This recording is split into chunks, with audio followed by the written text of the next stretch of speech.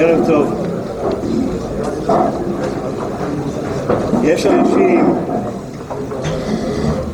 יש אנשים שעובדים עם מספרים כל היום, אבל הלב שלהם הוא לב חם.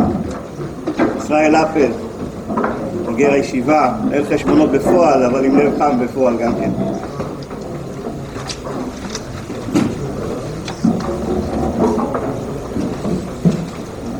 שנה טובה לכולם. ברשות הרב נתי, אני שמעתי קודם יותר מבוגר בוודאי, אבל הרב נתי ביקש ממני ואני לא מורגל לדבר בציבור, והוא התחיל את השיחה בזה שאני אקשיב עד הסוף, אז זה יותר גורע ואני אדבר. דברי תורה, אתם לומדים כל הזמן תורה, אבל אני באתי לדבר על משהו אחר. הרב נתי אמר לב חם. אני למדתי עוד ברמת מגשימים לפני 40 שנה. הייתי בישיבה, יושבת במדרש ברמת מגשימים, שמה, גם פה הייתי. 8 שנים הייתי בישיבה, וברוך השם, אני חושב שמה שישיבה עושה לבחורים, לתלמידים, מה שהתלמידים רוצים שהישיבה תעשה להם, זה להיות בני תורה.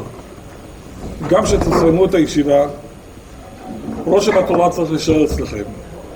תלמדו עוד 20 דפים גמרא, עוד 500 דפי גמרא, אבל אם לא תרדו לבית המדרש למטה, הספרייה הייתה פעם למטה, ותלמדו תורה הרבה, גם משנה, גם גמרא, גם תנ"ך. השעה הזאת, השעה של סדר שמירת הלשון. שנים סדר שמירת הלשון היה בישיבה, ואני זוכר שראש הישיבה, הרב אלפרין, ראש הישיבה השני שהיה בישיבה, אז היינו רצים לחדר האוכל, והיו חבר'ה רצים לבית המדרש, לא ויתרנו, רצנו בזמן כדי להגיע בזמן. זה היה סדר שמירת הלשון, ושמירת הלשון היא חשובה, היא כל היום. כל היום אנחנו צריכים לשמור על הלשון שלנו, שלא נדבר, ושנדבר דברים נכונים. אז יש כמה סיפורים שאני רוצה לספר לכם איך הישיבה מחממת. היה פה תקופה שפעם היה חם, לא כמו שהיום, יותר חם היה, ולא היה בית מדרש מזגנים. אז בחור אחד מהישיבה, שלמה גור, לקח אותי ואמר, הוא היה חברות הבוגר שלי, קשה ללמוד, נכון? בוא נלך למקרר של חדר האוכל. הבן של שלמה גור פה. נכנסנו לחדר האוכל, למקרר של החדר האוכל, ולמדנו, אתה מכיר את הסיפור? לפני 38 שנים, 39 שנים, ישבנו ולמדנו תורה.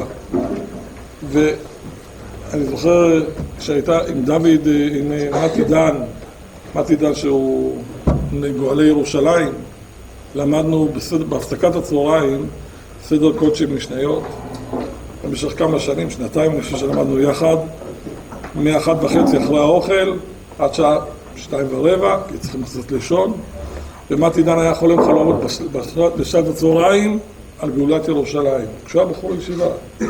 מה שאתם עכשיו חולמים, מה שאתם עכשיו לומדים, זה לכל החיים, רבותיי. לכל החיים זה החברים והתורה שאתם לומדים, והרושם של התורה שמשאיר עליכם, שתלכו אותו איתכם לכל מקום אחר כך, שתקימו בית כשר בישראל, שתהיו באוניברסיטה באוניברסיטה, תצטרפו לדף יומי, אם לא תיקחו פרק קטן ותלמדו, דף יומי זה קשה ללמוד, נרדמים שם בסוף היום, אבל הדבר הזה שהוא רושם התורה, הוא הדבר הכי חשוב שאנחנו צריכים להתייחס אליו.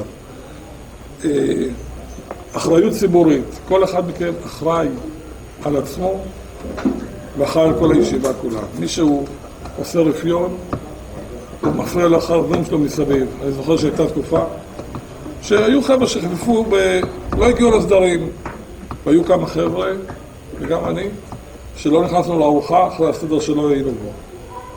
דילגנו ארוחה, הלכנו לצחריה, קנינו משהו לעצמנו על חשבוננו.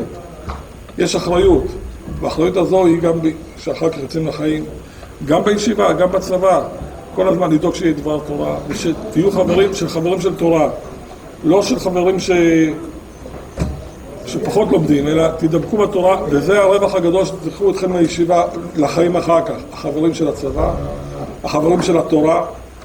המחזור שלי, שהוא מחזור ה' מישיבת הגולן, יש לו שיעור פעם בחודש עם הרם שלנו בירושלים, שיעור בעיון,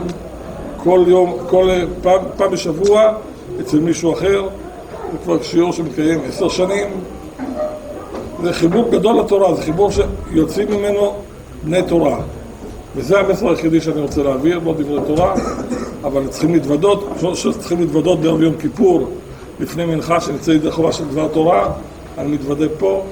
כל חיי הבוגרים, מגיל 18 עד 58 יום, ובזכות ישיבת הגולן.